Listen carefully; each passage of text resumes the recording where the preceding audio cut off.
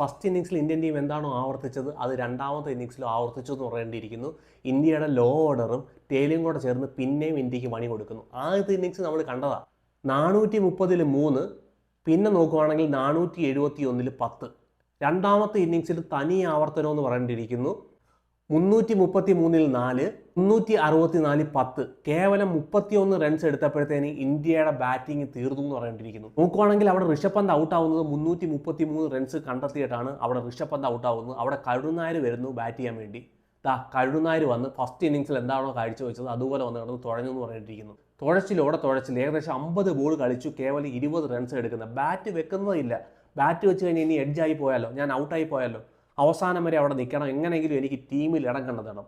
7 വർഷത്തിന് ശേഷം തിരിച്ചു വന്നതാണ്. ടീമിനിട്ട് മുട്ടം പണി കൊടുത്തു എന്ന് പറഞ്ഞിരിക്കുന്നു. ഈ ഒരു പെർഫോമൻസ് കാഴ്ചവെച്ചാൽ നിന്നെ ടീമിൽ ഇടുന്ന കാര്യത്തിൽ ഉറപ്പ് തന്നെയാണ്. അടുത്ത മത്സരത്തിൽ നീ ഉണ്ടാവും എന്നുള്ള കാര്യത്തിൽ എന്തായാലും ഉറപ്പായിട്ടുണ്ട്. എന്തായാലും അതുപോലത്തെ മനോഹരമായ പെർഫോമൻസാണ് കരുണായർ കാഴ്ചവെക്കുന്നത്. ഡൊമസ്റ്റിക് ക്രിക്കറ്റിൽ പോയി കിടന്ന് കഷ്ടപ്പെട്ടതിൻ്റെ എന്താ പ്രയോജനം ഉണ്ടായിരുന്നു? ഈ കളി കാഴ്ചവെക്കാനാണോ ഡൊമസ്റ്റിക് ക്രിക്കറ്റിൽ പോയി കഷ്ടപ്പെട്ടത്? ഈ സെഞ്ചുറി എല്ലാം ഡൊമസ്റ്റിക് ക്രിക്കറ്റിൽ എടുത്തതാണ്ട് ഇതുപോലെ ഒരു പെർഫോമൻസ് കാഴ്ചവെക്കാനായിരുന്നു? ഇന്ത്യയെ കൊണ്ട് പണി തരാനായിരുന്നു ഒരു പെർഫോമൻസ് കാഴ്ചവെച്ചത്? ഫസ്റ്റ് കളി കണ്ട കവർ ഡ്രൈവ് അടിക്കാൻ പോകുന്നു, ക്യാച്ച് കൊണ്ട് കൊടുക്കുന്നു. സെക്കൻഡ് ഇന്നിങ്സിൽ സ്ട്രേറ്റ് ഡ്രൈവ് അടിക്കാൻ പോകുന്നു, കണ്ട ക്യാച്ച് കൊണ്ട് കളയുന്നു. സിമ്പിളായിട്ട് സ്വന്തം വിക്കറ്റിനെ കൊണ്ട് കളയുന്നു. കാല് കിടന്ന് വിറയ്ക്കുക, മുട്ടുകാല് കിടന്ന് വിറച്ചിട്ടാണ് അവിടെ കിടന്ന് കളിക്കുന്നത് കരുണായർ. കഷ്ടമെന്ന് പറയേണ്ടിയിരിക്കുന്നു. പിന്നെ ഷാർദുൽ താക്കൂർ, ലോഡ് താക്കൂർ ബാറ്റ് തൊട്ട് കഴിഞ്ഞാൽ എഡ്ജാണ്. ബാറ്റ് വെച്ചില്ലെങ്കിൽ എത്രയും നേരം പിടിച്ചിരിക്കാമോ അത്ര നേരം പിടിച്ചിരിക്കും. ബാറ്റ് കൊണ്ടുവെക്കുന്നു, കഴിഞ്ഞ കളിയിലെ കൂട്ട് തന്നെ എഡ്ജ് ആവുന്നു, സ്ലിപ്പി ക്യാച്ച് കൊടുത്തിട്ട് കയറിപ്പോകുന്നു. ബോൾ ചെയ്യാൻ കൊടുത്തത് 6 ഓവറാണ്. കളിപ്പിക്കാൻ താല്പര്യമില്ലായിരുന്നെങ്കിൽ എന്തിനാണ് ഈ പുള്ളിയെ ടീമിലോട്ട് എടുത്തിട്ടത്? ബാറ്റ് ചെയ്യാൻ പറ്റുന്നില്ല, ബോൾ ചെയ്യാൻ കൊടുക്കുന്നില്ല, ടീമിലോട്ട് എടുത്തിടുന്നു, ദാണ്ട വരുന്നു, കയറിപ്പോകുന്നു. പിന്നെ ബുംറ വന്നു സ്ലോഗ് കളിക്കാൻ പോകുന്നു, ഔട്ടായിട്ട് പോകുന്നു. സിറാജ് വരുന്നു, ഔട്ടായിട്ട് പോകുന്നു. പ്രസിദ്ധ് കൃഷ്ണ വരുന്നു, 6 അടിക്കാൻ പോകുന്നു, ഔട്ടായിട്ട് പോകുന്നു. ഏകദേശം 400-450 റൺസ് നമുക്ക് സുഖമായിട്ട് കണ്ടെത്താമായിരുന്നു. ആ ഒരു സ്കോറിനെ കേവലം 371 റൺസിൻ്റെ ടാർഗറ്റ് കൊടുക്കുന്നു ഇംഗ്ലണ്ടിന്. ഇംഗ്ലണ്ട് ബാറ്റ് ചെയ്യാൻ വരുന്നു, 21 റൺസ് വിത്തൗട്ട് ദ വിക്കറ്റ് അവരെടുത്തു എന്ന് പറഞ്ഞിരിക്കുന്നു. ശുഭ്മൻ ഗില്ല് ഭയപ്പെട്ടതുപോലെ തന്നെ സംഭവിച്ചു എന്ന് പറഞ്ഞിരിക്കുന്നു. ശുഭ്മൻ ഗില്ലിന്ന് ബാറ്റ് ചെയ്യാൻ വരുമ്പോഴേ വിറച്ചോണ്ടാണ് ബാറ്റ് ചെയ്യാൻ വരുന്നത്. ശുഭ്മൻ ഗില്ലിൻ്റെ ഭയം എങ്ങനെ ഭയപ്പെടാതിരിക്കും? സ്വന്തം ടീം തന്നെ പരാജയപ്പെടുത്തിക്കൊണ്ടിരിക്കുക ശുഭ്മൻ ഗില്ലിനെ. ബുംറ ഒഴിച്ചുള്ള ബോളർമാർ ഇന്ത്യൻ ടീമിനെ പരാജയപ്പെടുത്തിക്കൊണ്ടിരിക്കുന്നു. ഇന്ത്യയുടെ ഫീൽഡർമാർ ഇന്ത്യയെ പരാജയപ്പെടുത്തിക്കൊണ്ടിരിക്കുന്നു. ഇന്ത്യയുടെ ടെയിലും ലോ ഓർഡറും കൂടെ ചേർന്ന് ഇന്ത്യയെ പരാജയപ്പെടുത്തിക്കൊണ്ടിരിക്കുന്നു. ഫസ്റ്റ് ഇന്നിങ്സ് കളിച്ച ഒരു കോൺഫിഡൻസേ ശുഭ്മൻ ഗില്ലിന് ഇല്ലായിരുന്നു എന്ന് പറഞ്ഞിരിക്കുന്നു. സെക്കൻഡ് ഇന്നിങ്സ് കളിക്കാൻ വരുന്ന ശുഭ്മൻ ഗില്ല് ടെൻഷനോടെ വരുന്നത്. ഞാൻ എത്ര ടാർഗറ്റ് ഇംഗ്ലണ്ടിനെ കൊടുക്കേണ്ടത്? ഈ ബോളർമാരെ വെച്ചുകൊണ്ട് ഞാൻ എങ്ങനെ ബോൾ ചെയ്യും? ഈ ഫീൽഡർമാരെ വെച്ചുകൊണ്ട് ഞാൻ എങ്ങനെ കളി ജയിക്കും എന്നുള്ളൊരു ടെൻഷനായിരുന്നു പുതിയ ക്യാപ്റ്റനായ ശുഭ്മൻ ഗില്ലിന്. ശുഭ്മൻ ഗില്ലിന് ആ ടെൻഷൻ സഹിക്കാൻ വയ്യാതെ ശുഭ്മൻ ഗില്ല് ഔട്ടായിട്ട് കയറി പോകുന്നു. ആവശ്യമില്ലാത്തൊരു ഷോട്ട്. അവിടുന്ന് KL രാഹുലും ഋഷഭ് പന്തും കൂടെ ചേർന്ന് ഒരു സൂപ്പർ ഇന്നിങ്സ് കാഴ്ചവെച്ച് പറഞ്ഞിരിക്കുന്നു.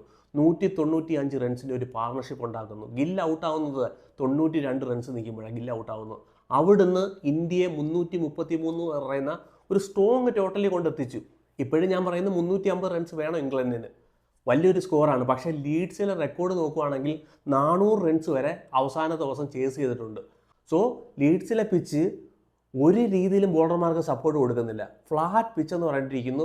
ഓവർകാസ്റ്റ് കണ്ടീഷൻ വല്ലതും വരുവാണെങ്കിൽ ബോൾ ഇല്ല പാമ്പിനെ കൂടി കിടന്ന് മൂവ് ചെയ്യും. അല്ലെങ്കിൽ വെറും ഫ്ലാറ്റ് പിച്ച് എന്ന് പറഞ്ഞിരിക്കുന്നു.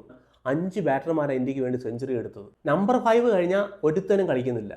കരുണായർ ചുമ്മാ ടീമിലിട്ടേക്കുന്നു. ഷാർദുൽ താക്കൂർ ചുമ്മാ ടീമിലിട്ടേക്കുന്നു. വെറുതെ ഷാർദുൽ താക്കൂറിനെ കരുണായരൻ ടീമിലോട്ട് ഇട്ടെന്ന് പറഞ്ഞിരിക്കുന്നു. ഇവർ തന്നെ പണി കൊടുക്കുമെന്ന് പറഞ്ഞിരിക്കുന്നു. അതുപോലെ തന്നെ ഇന്ത്യയുടെ ഫീൽഡർമാർ ക്യാച്ച് കൊണ്ട് കളയുന്നു. 6 ക്യാച്ച് നമ്മൾ കൊണ്ട് കളഞ്ഞത്. സോ നാളത്തെ മത്സരം ഇനി 350 റൺസ് മതി ഇംഗ്ലണ്ടിന്. എന്തായാലും ഒരു ബാസ്ബോൾ കളിക്കാൻ പോകും. അവർ ആ സ്കോർ ചേസ് ചെയ്യാനേ നോക്കത്തുള്ളൂ. ഫ്ലാറ്റ് പിച്ചാണ്. ബുംറ അങ്ങോട്ട് മാറിക്കഴിഞ്ഞാൽ, ബുംറയുടെ 6 ഓവർ മാറിക്കഴിഞ്ഞ് കഴിഞ്ഞാൽ പിന്നെ കൃഷ്ണ വരും, സിറാജ് വരും. നമുക്ക് കണ്ടതാണ് സിറാജും കൃഷ്ണയും കൂടെ എന്തുവാ കാഴ്ചവെച്ചിരുന്നത്. വിശ്വസിക്കുന്ന ഒരു 350 റൺസ് എന്ന് പറഞ്ഞാൽ വലിയൊരു സ്കോറാണ്.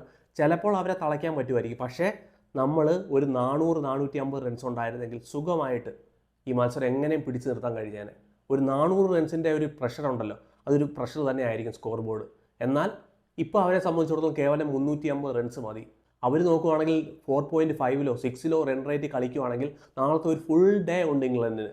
അവർക്ക് ഈസി ആയിട്ട് എടുക്കാൻ പറ്റുന്ന ഒരു സ്കോർ തന്നെയാണ് ഇംഗ്ലണ്ടിനെ സംബന്ധിച്ചിടത്തോളം ഒരു ഫ്ലാറ്റ് പിച്ചിൽ. സോ നാളത്തെ ദിവസം നിർണായകം എന്ന് പറഞ്ഞിരിക്കുന്നു. ഇന്ത്യയുടെ ബോളർമാർ എന്തോ കാഴ്ചവെക്കുന്നതിന് ഒരു പിടിയില്ല. ഇന്ത്യയുടെ ഫീൽഡർമാർ എന്തോ കാഴ്ചവെക്കാൻ പോകുന്ന ഒരു പിടിയില്ല. ഒരേ ഒരു വിശ്വാസമേ ഉള്ളൂ, ബുംറ. ബുംറയ്ക്ക് 10 വിക്കറ്റ് എടുക്കാൻ കഴിയുമെന്ന് ചോദിച്ചാൽ ഒരു പിടിയില്ല. ഈ ഒരു ഫ്ലാറ്റ് പിച്ചിൽ ബുംറ 3-4 വിക്കറ്റ് എടുക്കുകയാണെങ്കിൽ ബാക്കി ഇന്ത്യയുടെ ബോളർമാർ സപ്പോർട്ട് ചെയ്യുമോ? അല്ലെങ്കിൽ ബുംറയ്ക്ക് അത്ര വിക്കറ്റ് എടുക്കാൻ കഴിയുമോ? ബുംറ നോക്കുവാണെങ്കിൽ എത്രമാത്രം എനർജി ഉണ്ട് ബുംറയ്ക്ക് എന്നുള്ള കാര്യത്തിൽ സംശയമുണ്ട്.